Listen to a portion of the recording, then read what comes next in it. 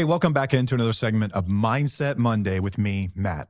These are episodes where I share what it took to rebuild my life over the last nearly 13-year journey of recovery and getting sober, staying that way, rebuilding my marriage, becoming a better husband, a better father, a better friend, becoming a better man. These are the episodes where I do my absolute best to impart wisdom on you so you don't have to learn lessons the same way that I did. You can learn them sooner. You can become aware of things sooner. You can start to apply these lessons to your life right now. I hope that these are helpful. I really do. These mean everything to me that I'm able to do this and you guys actually respond. Thank you so much for your emails and for your DMs and everything you've done. I've had a lot of people reach out here in the last few weeks, and it is the most comforting feeling to know that not only are people watching, they're applying this stuff and they're understanding. There are guys that are understanding what they need to do right now in order to really change. There are guys that are understanding the journey that their spouse or partner has walked through. There are spouses and partners that listen that now understand what their spouse is going through who's struggling. This is awesome. This is what I wanted. I wanted people to listen and grow along with me. So it's not just me out here. It's a lot more fun whenever you've got people with you. This one's going to be a little tough. I want to just open this up and let you guys know that I love you. I appreciate that you're here. Anytime that we're ever here, this is a safe place. I want you to know that I approach everything with love. If I ever come across as a little aggressive, that also comes from a place of love. Imagine me and you sitting in a coffee shop. I'm right next to you with my arm around you. Everything I say here is going to be with love. This one's going to be tough for a lot of guys to hear, maybe some spouses too, whenever we get to the end. This could be a rough one. This is probably going to piss some guys off, and I am totally okay with that. Listen, if you've spent years lying, using, drinking, disappearing, breaking trust, shifting blame, or forcing your partner to emotionally overfunction just to keep the house from burning down, you do not get to lead with her behavior.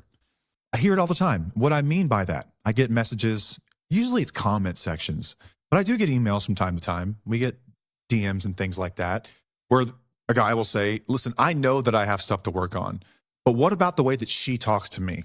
What about her anger? What about her reactions? I'm a person too, damn it. Listen, yeah, you are. Dude, I know that you're a human too, but you're also the one that ran up all the debt. Think about this, credit card. We all know how those work, right? Let's say that sign up for a credit card, you get it. And for 10 years, you just rack up a balance, massive balance. And then one day you get a letter that says, pay this or else. And now you're pissed. Now you're like, oh my God, look at the interest rate on this shit. Do you believe how much this monthly payment is going to be? You don't get to cause harm and then get pissed about what comes after. Okay. You can be pissed. That's okay. You can feel pissed, but you justifiably have no real argument here for what your spouse should or shouldn't be doing. My brother, we would not be here had you not have behaved this way. Okay. Until you have created safety, until you've started to make changes, I don't want to hear a fucking word about what your spouse is or isn't doing. Okay. We will get there. Just want to start with that. That's where we're going in this episode. Spouses and partners, I love you. You know I do. But there also does come a point at which we have to acknowledge some patterns that you've walked into. Once there's safety, caveat, once there's safety. I'm going to talk to you guys about what this looked like in our lives. My take on this stuff in early recovery, because I know that's when a lot of guys want to have this conversation. It's 30 days in after 10 years of shit, right? And that's just not the way it works. I don't understand what this obsession is with like fairness. Like I did this, now she should have to do that. Like what the fuck, are we 12? You guys sound like someone who just got caught at school doing something they shouldn't have been doing and then snitching on someone else who'd done it like a week before. Like, why are you trying to bring him down too, man? He's just minding his own business over there. Okay, you got caught. This is on you. I don't understand this. This blows my mind. I didn't do this. I don't know if, like, do you need to be seen as a victim too? Is this like a weird gender wars thing where you're trying to hold women accountable the same way that you're being held accountable? I don't know what it is exactly. I never did this shit. Again, it's hard for me to understand and be in your mind, but I know that it's not masculinity. It's really, really childish. This is not leadership. Just shut the fuck up. You're going to have to hold your L for a while, okay? And I say that with love. I'm giving you a hug right now, remember. I'm just being honest with you. If you won't let anyone else be honest with you, let me be honest with you. Okay, this is the lesson that you need to hear. You want the benefits of being seen as like a traditional man, like respect and grace and patience and loyalty. while acting nothing like how a grown man should act. This is not how we behave, man. This is not what we do.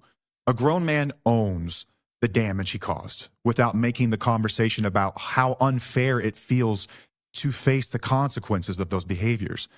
Like the argument that you guys are making that like she is reactive and she does this and she does that, it sounds mature, but and that's I think why it's so seductive and why so many people can get caught up with this straw man argument. It sounds like accountability, but it's really not. You're not holding your spouse accountable. This is just impatience dressed up as logic. That's my take on it, is that you can't stand for 90 days what she dealt with for like a decade, and it's unfair. I get it. Listen, I've heard from so many spouses and partners, and I have been part of a community of healing from addiction recovery for the better part of a decade, over a decade now. Guys, let's be real. You would have left her for half of the shit that you did. Why there's this huge imbalance in how much pain we're willing to tolerate, I don't know. But spouses and partners have been dealing with this shit forever. And the moment that you're sober now and you have to deal with the fallout of your actions and the way that they respond for like 90 days and all of a sudden you're done. Like how rich is that? Like really? That's crazy. That's crazy. You guys need to have patience. I know the argument sounds like logic. It sounds like fairness, but it's really not. Let's just be real. You're really, really impatient and you don't have the same grace that they have, obviously, but we're going to develop it. We owe that to them. When your behavior trained your partner to be hypervigilant and emotionally armored and controlling and reactive or explosive, that did not happen to you. That happened because of you. Remember that. Anytime that Paige would react, and guys, she reacted. She's a human, okay? I know that a lot of times on the show, we appear to be perfect. We are not perfect, okay? She's reacted many times, and this is even long into recovery. I still acknowledge those things. The difference now is that there's safety in the relationship, okay? A lot of safety. So I can talk to Paige about the way that she responded to me in a way where it's two adults talking on the same plane. I was not saying this shit a year in. I was not saying this stuff 90 days in. I just wasn't. I wasn't. I didn't feel like I had a place to. I don't know where you get off feeling like you do. That seems really, really entitled to me. Again, this does not mean that she gets a free pass forever. At some point, healing is taking responsibility for your role in your own suffering. And we cannot blame other people for the way that react for the rest of our lives, especially when we're no longer in that situation or there's safety in that relationship. Now, these things can provide context. I want to be clear about that. That's fair. I think if they provide context, I can understand why you would behave that way. All these years later, though, I know that's not in your values. And we have to start to question ourselves about, is this really how I want to respond? Am I really going to allow the ghosts of that relationship to follow me and haunt me in the way that I parent and show up in my other relationships? I know that you guys don't want that either. And it's a really tough thing to do. Whenever you've been trained to do that for so long, we're going to get out of it. We have to get out of it. If we want to be better, we both have to grow. That's only fair. But for the guys, it does not mean that you get to demand emotional regulation from the person who's been regulating everything for years while you were the problem. You don't get to wreck the foundation and then complain about the dust. That's not the way that this works. So today we're going to talk about one of the biggest things that many men bitch about when they're trying to repair, and why most of those complaints, frankly, are wildly premature, and why this has nothing to do with fairness, and this has everything to do with leadership. I am a firm believer that when you are the one who wreck things, you take the lead in repair. You take the lead. You lead. All right. For a lot of you guys, you want to be known as like strong men. You want to be kind of that archetype figure. Start acting like it. Okay. And I don't ever want to get painted as like some weird manosphere, like super off the reservation, old school guy. That's not me, but I do believe that people should take ownership and leadership in their lives, especially whenever you're someone who has torn things down. I think it's really important. If you want to come back from that, you want to be respected, you want to be admired, which I think all of us do in some ways, you got to lead. You got to lead. You can't just bitch about other people and what they are or are not doing. And for the spouses that are listening to this, I know a lot of you guys listen, and thank you. Hey, what's up? If you've been holding your breath for years, if you've been carrying the emotional load, if you've been managing kids and protecting the peace and the finances and swallowing your rage, this episode is for you too. All right. If you guys didn't know, we have a website, twfo.com, where you can find out about everything it is that we offer. We've got a free blog on there. We have a free, totally free Facebook community that is freaking amazing. thousands and thousands of listeners of the show get together and they're just there for each other. Sometimes people just need to vent. They need to know that they're not alone in whatever they just experienced over the weekend or whatever they're experiencing right now as they're rebuilding, or maybe they just left a relationship. There are people from all different phases of what the outcomes could look like, and they get together and they support one another. And it is, I think, the most pure place on the internet where everyone is kind of in there with the common mission that we're here to grow and support one another. It's the greatest thing in the world. There are totally free community calls in there.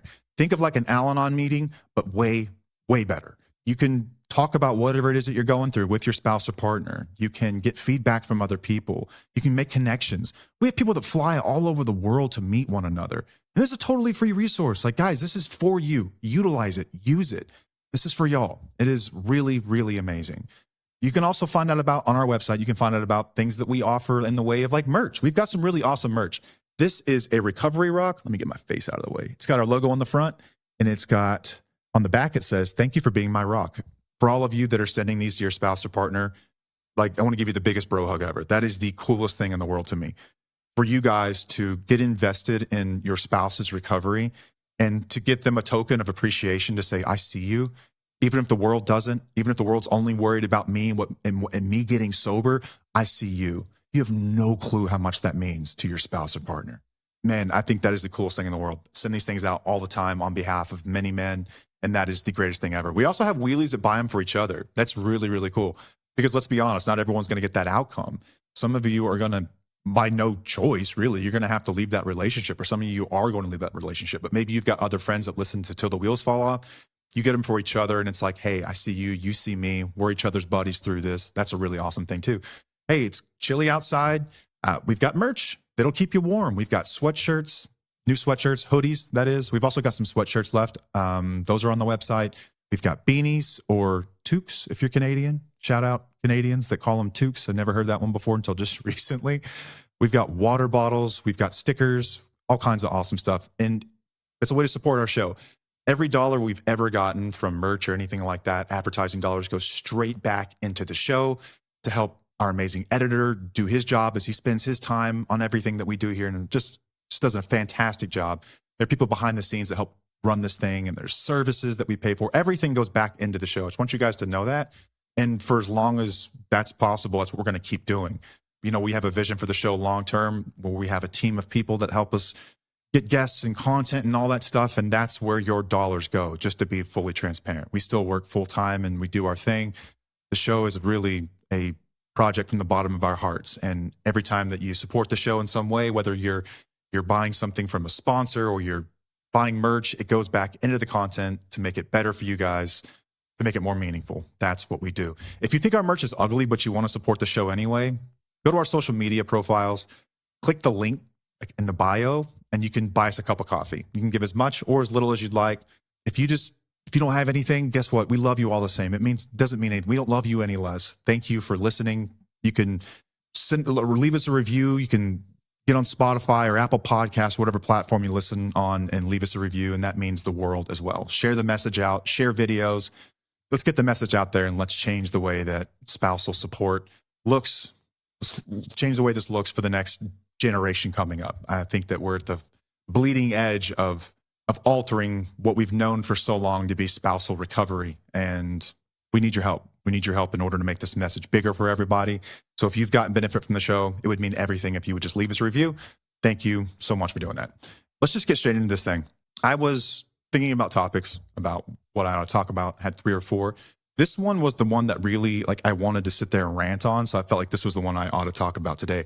We traditionally don't have a big, long content calendar, but this is the season of our lives that, man, it's crazy. There's not as much time to prep as I would like. And so if there's a topic that seems to be fueled more by passion that I can just riff on, that's the one I'm going to choose. And so that's why I wanted to talk about this one today. I think I can open this by saying that responsibility does not mean symmetry. What I mean by that is that, yes, both partners are responsible for the behavior. That part is true. That's true. But responsibility does not mean symmetry. They're not congruent. Context matters, and history matters, and damage matters. And the person that created the instability, that would have been me, probably you if you're a guy listening to this, does not get to act like a victim of the instability that was created as a result of your actions. If one person has spent years compensating emotionally and physically, practically, financially, whatever it might be, you do not get to pretend this is a clean slate the moment you decide to grow. That's not accountability. That sounds like fucking entitlement, doesn't it? Isn't it a bit entitled? The moment that you finally decide to come around, now you have a million opinions about how she's parenting or how she responds to you or what she does and doesn't do. It is wild to me. It's wild. I remember whenever I was getting sober and coming back into our lives, really, that's the way I looked at it. I felt like I had been on a trip for the last decade and only been visiting home every so often. And then when I came home, like from treatment, and I was really committed to growing and changing and being a better husband, a better man, better father, all that stuff, I treaded very carefully because I recognized pretty quickly that Paige had taken on basically every role that our lives required. For me to step in and say, hey, you're not doing that right, or you're not doing this right, or I don't like the way that you said this to me or said that to that person, whatever it might be, like tread lightly. Remember, they are still very much fixated on what they have known, their reality for the last however long, and that is making sure that the ship stays afloat. That's what they have to do. They have to make sure that the ship is floating in every way. And so whenever I came back home, I was really, really respectful to everything that she had picked up. I was gentle. I integrated myself back in systematically and slowly over time. We had a ton of conversations about this.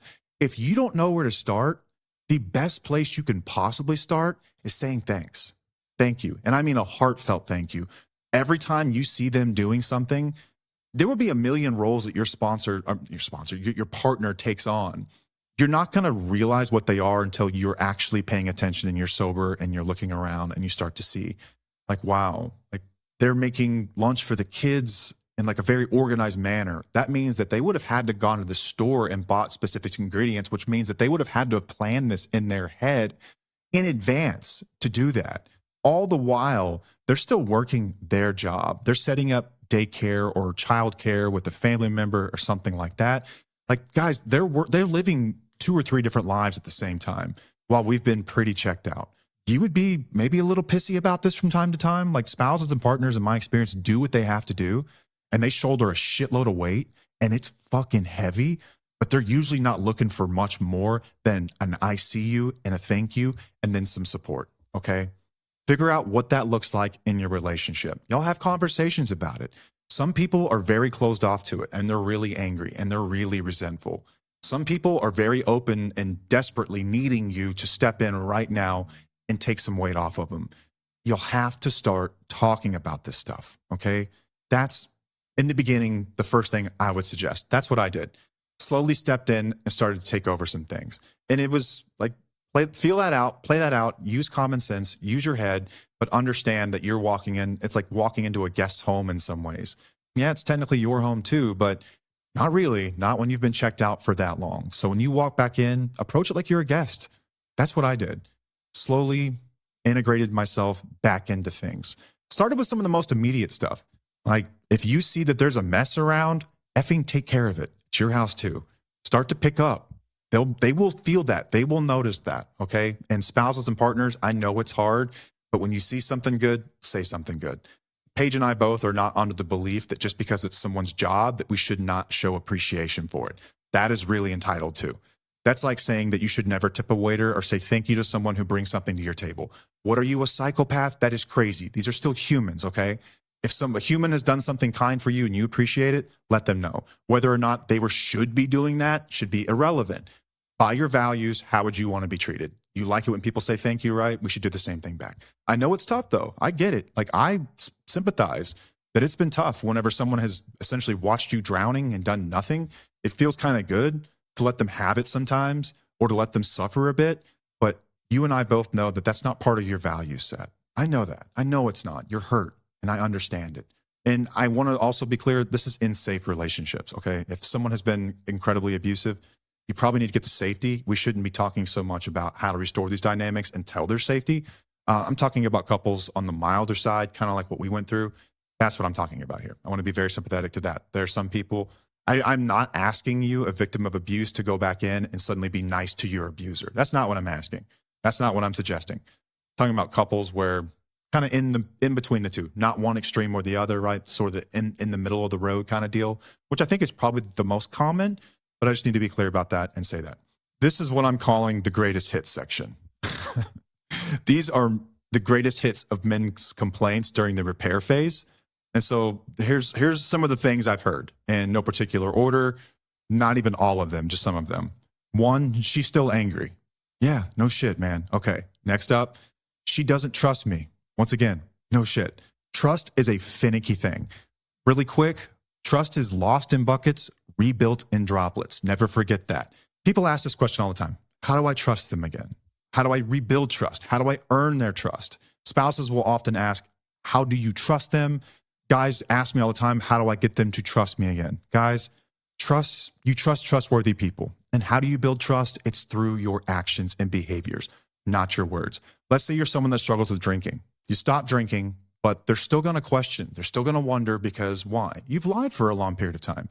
What if there was some way you could actually rebuild trust? Well, it turns out there is.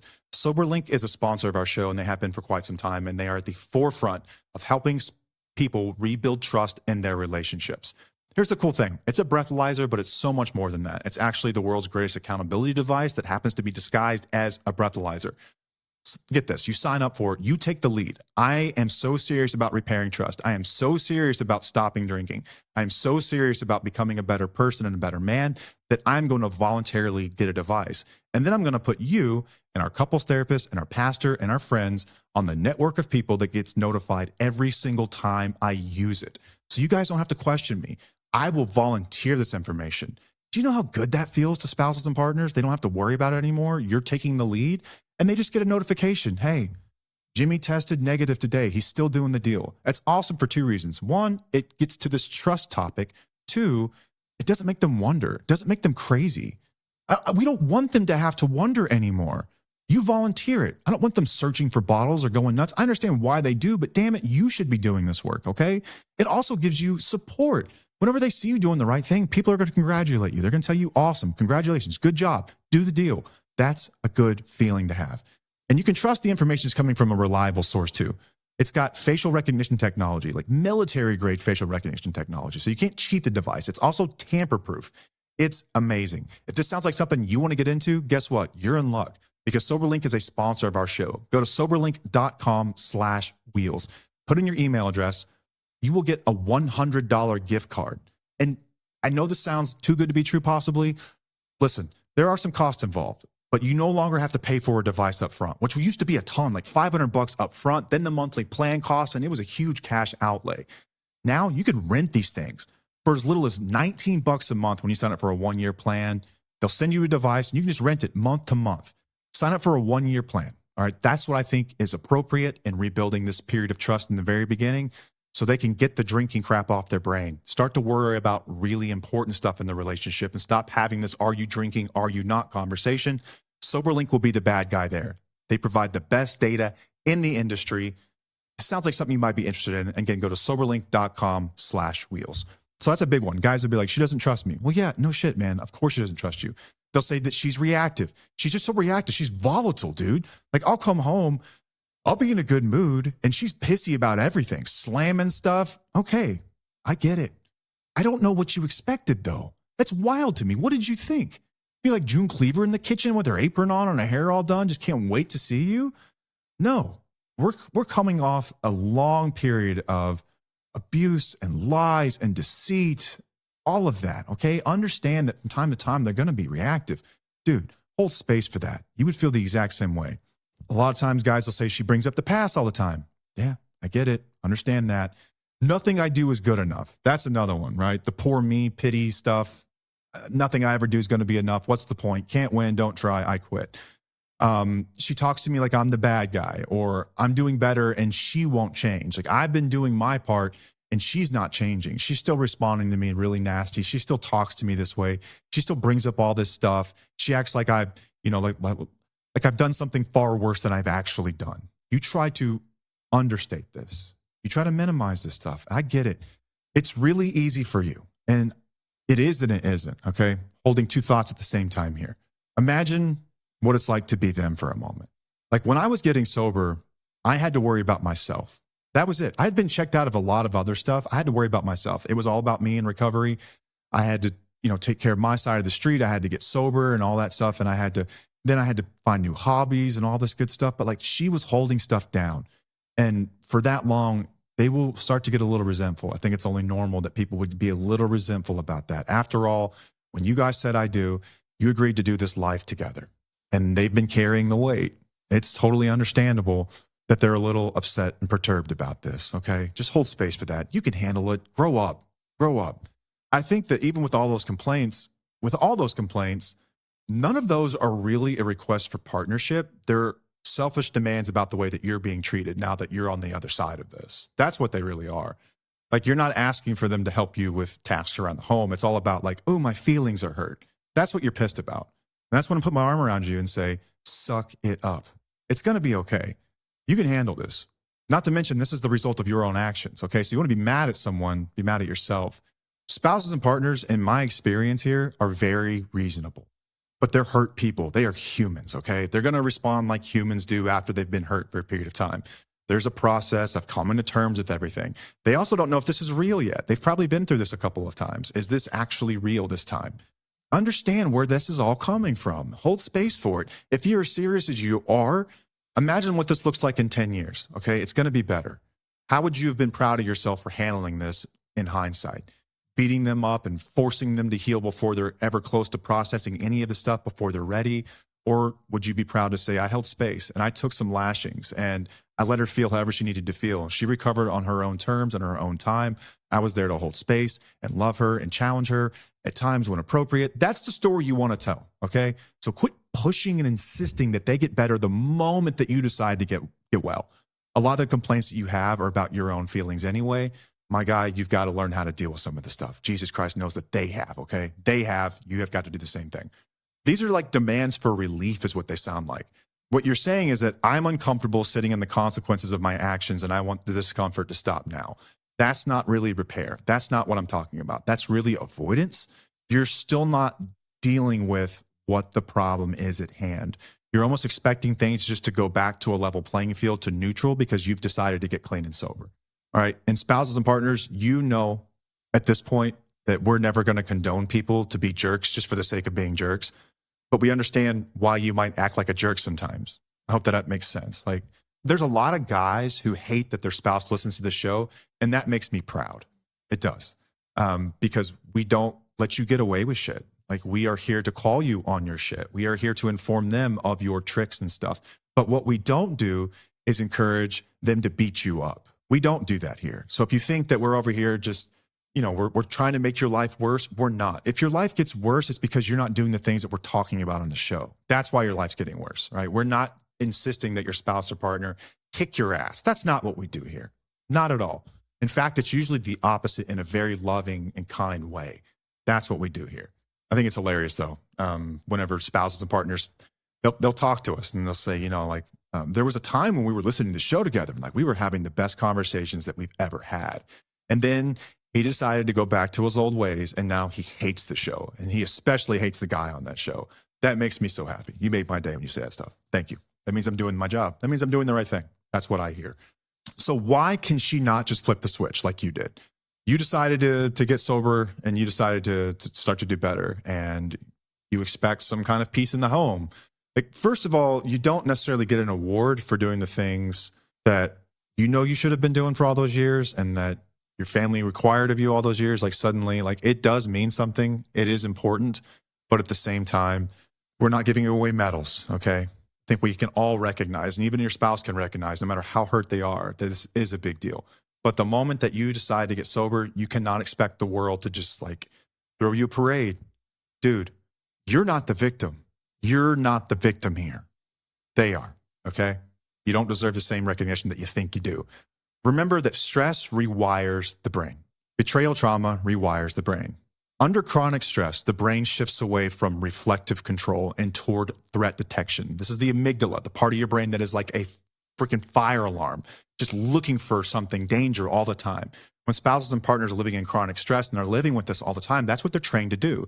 The part of the brain responsible for patience and nuance and calm literally goes offline more easily. She's not just choosing to overreact, man. Her system has learned to stay in alert mode. It is learning that way to survive. This is what she's had to do for all of these years. Chronic stress makes regulation really, really hard. Okay. It's not impossible, but it is hard. And so I need you to hold space for that. After all, you're responsible. So I think you can hold space. You can do this, man. I had to do the same thing. There were many nights where I'd done everything right. And I'd come home and she was responding the way that she had all those years because of my behavior. And man, she said some horrible shit to me. And I would just sit there and be like, damn, that did hurt a little bit. But you know what? I'm okay. I'm a grown boy. I'm a big boy. I can handle that. Okay, we'll go have a conversation about it. Every single time she would say, listen, I'm sorry. You didn't deserve that. And I'd be like, no, you know what? It's okay. I'm sorry. I'm sorry that for all those years I put you in this position because this isn't you. You weren't like this when we met. You were never this way. You became this way after dealing with my shit for all those years. So I'm the one that's sorry. Now we're having like a real conversation with each other, man. We're not keeping score. This is just, God, dude, she did it for me. You got to do it for them too. But chronic stress makes regulation harder, not easier. Long-term stress weakens the brain's ability to regulate emotions over time. The longer that someone lives in this, whether it's chaos or uncertainty or dealing with the lies, the harder it becomes to quote unquote just calm down. And also, just life tip, don't ever tell a woman to chill. That's never worked in the history of the word chill, okay? I'm sure you probably know this by now. My son figured this out the hard way not long ago with his sister and his mom. It's hilarious to watch, but you ought to know by now that doesn't work. In the history of those words, telling someone to calm down generally doesn't work. Translation here, you've trained their nervous system to react this way because of your behaviors for all these years. It does not unlearn that stuff overnight. Betrayal is experienced as trauma. Romantic betrayal, whether this is lying, infidelity, emotional abandonment, whatever it might be, emotional affairs, it's now widely understood. And I'm going to have Dr. Porter on again soon to talk about the latest findings in betrayal trauma. But this is now understood as interpersonal trauma. Many partners show symptoms similar to PTSD, hypervigilance, anxiety, anger, depression, emotional flooding, rumination.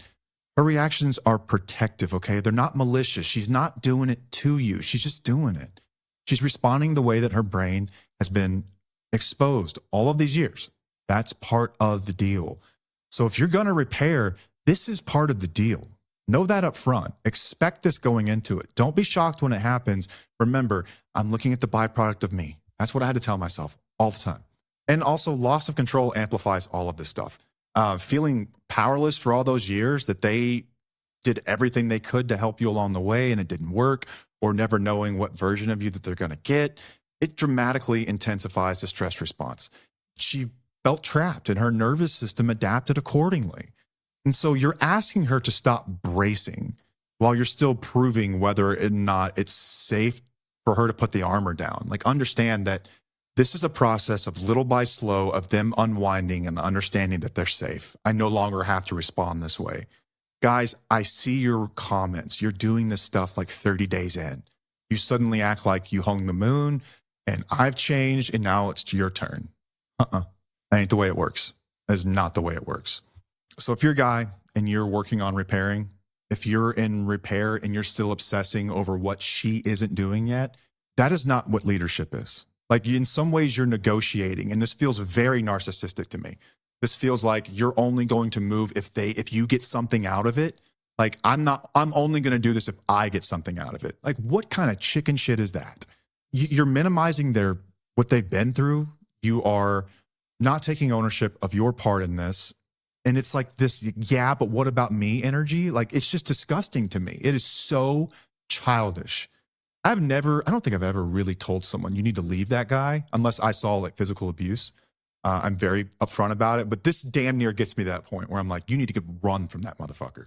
That is crazy talk. That is crazy to be saying those kinds of things after what you've already been through. That is just insane. That highlights how immature you are. And I think your chances of coming back from that are slim to none. My personal opinion on that. Listen, and again, Preface, I'm not a therapist. I'm not a professional in this space. I'm someone that's walked through it. I'm someone I think with a lot of common sense. And that's my take on that. That is crazy though, that's where you go early on. It's so entitled. That is just like, grown men do not need other people to be perfect in order to do the right thing. You don't. Grown men don't need to rush repair just because you're a little uncomfortable right now. You don't have to force them to process things before they're ready, before you've earned it, just because you're a little uncomfortable right now. If you're keeping score right now, hear me clearly. The moment you start tallying and keeping score on this stuff for her reactions or her tone or her mistakes, you have now made your growth conditional. You're saying, I'll be better as long as you get better fast enough. That's what you're doing. This is so transactional. It makes me want to puke. That is emotional probation. That's like emotional blackmail. It's disgusting, man. Absolutely disgusting. You caused the instability. You go first. You broke the trust. You're going to have to wait a little while, man. You created this fear. You don't get to be mad that it's still freaking there. If you can't tolerate emotional aftermath of your own behavior, one, you shouldn't have created it. And two, you're not ready for this. You're just not ready. You're nowhere close. You have no idea how long and how hard this road is. Remember, you owe this to them. You owe this to your family. This is part of the deal. If you want to walk the walk, if you want to do what I did, then you got to do this stuff. So nut up. You can do it. If I did it, you can do it. I am not special. I am not unique. I'm not especially tough or well-made for this. I'm just someone who had common sense to say, yeah, that makes total sense why they would behave that way. And I can deal with this because I want this life. I want it that bad. I'm willing to do anything. I'm sure at some point in this journey, you said, I'm willing to do anything. Okay, well then mean it. Show me. What does that look like? I think what actually works in real repair, here's what changed things for me. It wasn't just words, and it wasn't like long arguments. It wasn't these timelines about how long she had to start treating me right. When she's reactive, I would never match the intensity ever. I never got to that point. I think matching energy is one of the most fucking petty things in the world, just in general. I think it's crazy. If you say that you're someone who values honesty and respect, but when someone's disrespectful to you, you get disrespectful in turn, like that's disgusting. Hold your values. Who do you want to be? Regardless of how other people treat you, who do you want to be? How do you want to be known? When you go to bed at night, can you be proud of your reactions? I'm not saying at times we're not going to screw this up. I'm not saying at times sometimes it is appropriate to put people in their place. But for the most time, I think matching their intensity, like you have to chill.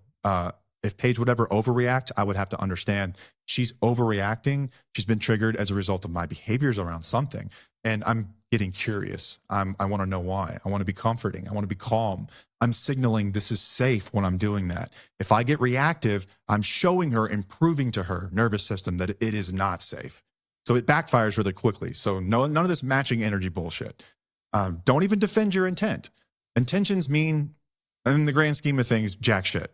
Your intentions really don't mean a whole lot. I'm sure you didn't mean for things to get this bad, right? Addiction, a lot of times, it's a result of a lot of other things. And I know that you didn't mean to, but here we are, okay? It makes no difference. Your intentions, a lot of times what you're saying is that I'm minimizing the way that you're responding because I didn't mean to do that. You're invalidating their emotions. You're invalidating their reactions and their experiences and where that stuff's coming from whenever you're trying to explain it all away. So again, yeah, like don't explain. Don't try to explain it. Just sit there with it and never say calm down or chill. Again, it doesn't work. It does not work. I would say things like, and I'm serious, like I would just sit there for a moment. A lot of times it was hard for me not to react in the same way. I'm a fiery person, man. And like I'm very, should I put this without sounding like a total ass? I like a good debate. I like a good argument. When I feel right or justified in something, I'm passionately will try to express my point of view. I had to learn how not to do that because it was really, really not, it was not helpful to what I was trying to do when we were rebuilding. It was not beneficial to us. I would validate her experiences and then tell her like, I know why you're acting this way and I'm sorry. This is my shit. The moment I would say that, it's like she would suddenly want to return that. Everything in the interaction changed. She would see how she was responding not in accordance with her values. And she didn't want to be that person. She didn't want to talk to me that way. it was a way for her, it was a way for me to hold space, I think, really more than anything, and to try to help repair and create safety. But what it did on some ways, it was almost like accountability for her too. It was like her recognizing, oh shit, I'm not behaving in accordance with my values. And this is part of that old stuff popping up. And I don't want to be that person either. And then like, it's very, very disarming is what I'm trying to say. Good things come from this. And own your role and whatever it might be without any conditions, none. I have trained your nervous system to expect chaos. And so I understand why you're responding with chaos, because that's what life has been for us for a long time. I'm just trying to show you day by day that it's safe and it's okay. And you can get upset, and that's fine. I understand why you would get upset. Guys, this will not last forever. Okay. It won't. It gets better as you create safety and stability in the environment. And spouses are generally really good at adapting toward this, quicker than you were, for sure. And stay consistent. Even when it's uncomfortable, just stay consistent with this. Don't try to punish anybody. Just stay consistent. Consistency is the apology, I think, in a lot of ways. It's your behaviors. It's your actions, not just the words.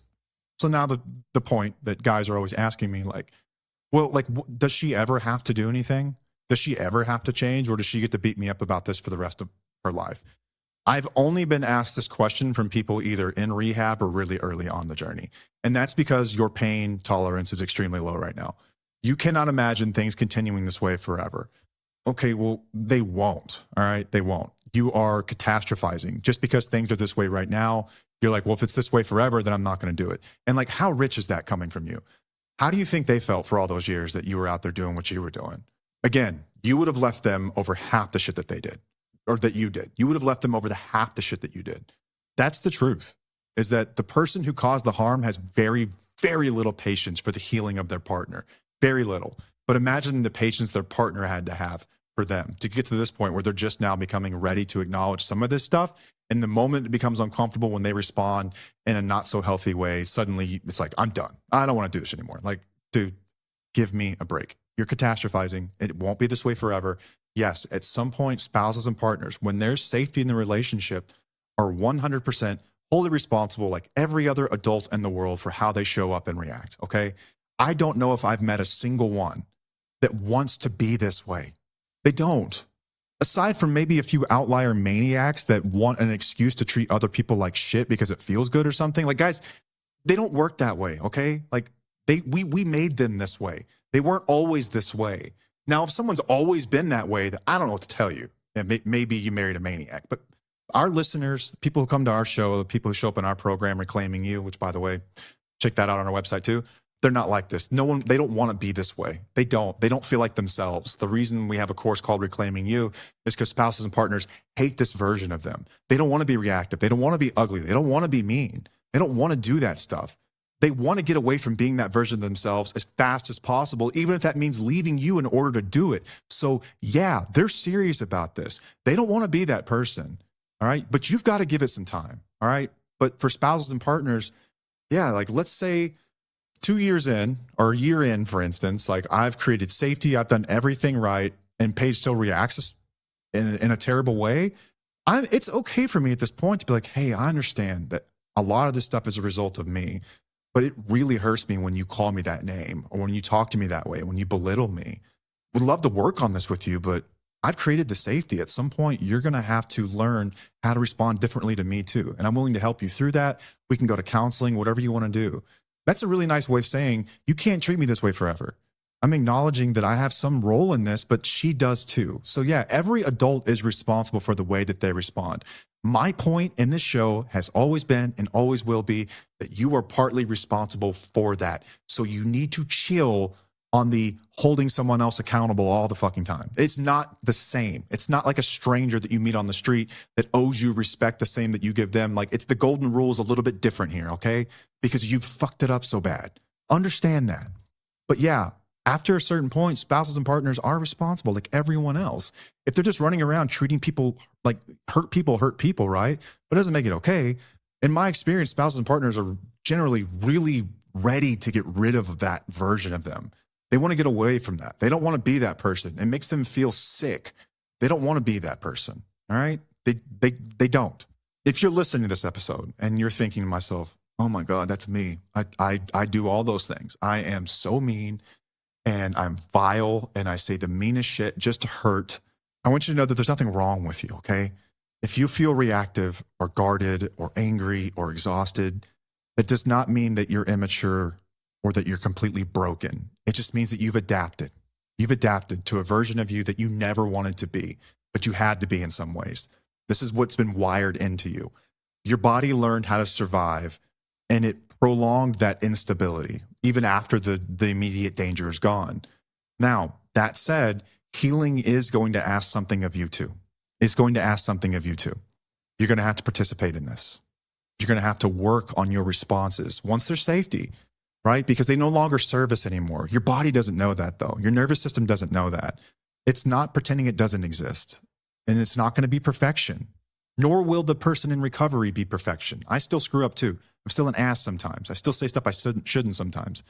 This also isn't like swallowing your needs. Like you have to participate. You have to participate though. You have to participate in the recovery in some way. And it's not for him necessarily. This is for you. In the same way that I want him to recover for himself, you are just a beneficiary of that. The very same thing. But the relationship will get better whenever you do that. Again, the prerequisite for this has to be safety in some way. Trust trustworthy people. Respect respectable people. Show respect. Get respect. That's the way it works, guys. That's the way it works. You deserve peace, not just endurance. I want you to know that. And healing doesn't mean that like you pretend that nothing happened or you fake it or anything like that. I think it means you have to rebuild your own internal safety once the external safety has been met. And the future of a relationship is going to hinge on your ability to do that in a lot of ways. Let's say that the person in recovery does everything right. At some point, there would be choices you have to make about your own path forward.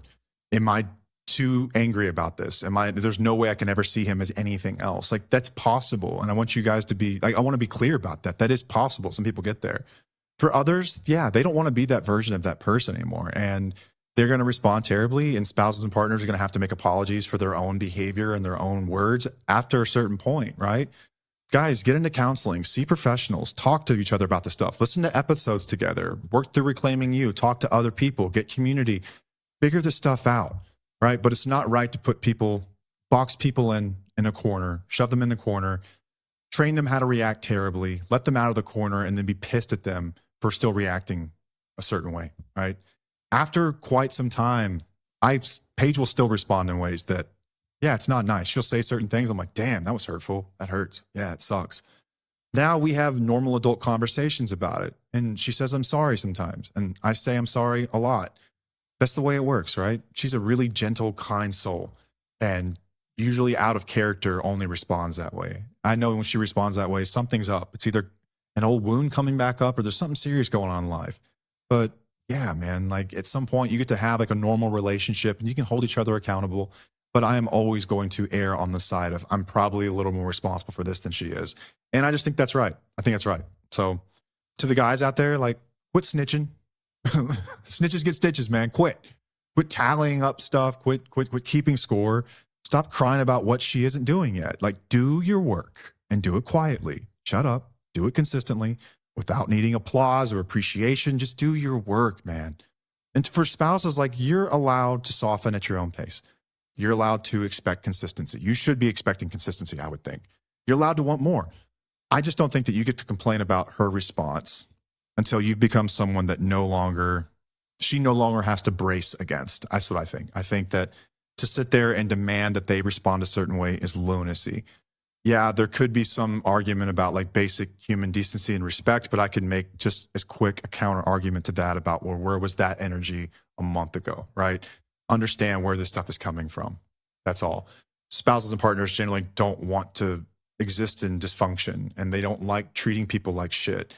This is how their brain has been wired and it takes a while to unwire that. It does. And now like things are great. I can tell you like on the outside, it was a couple of years, I think, like for realistic timeline here, a couple of years before we were really having like couple conversations again, like before all this, right? Because couples are always going to have that. Like there's probably going to be one of you who's got a little more ego than the other, one that has a harder time saying I'm sorry, whatever it might be. But yeah, like you can, at some point you're having normal conversations again. Like, hey, I don't like being treated like that or talked to like that. That's not right. That hurts. Like, don't do that to me.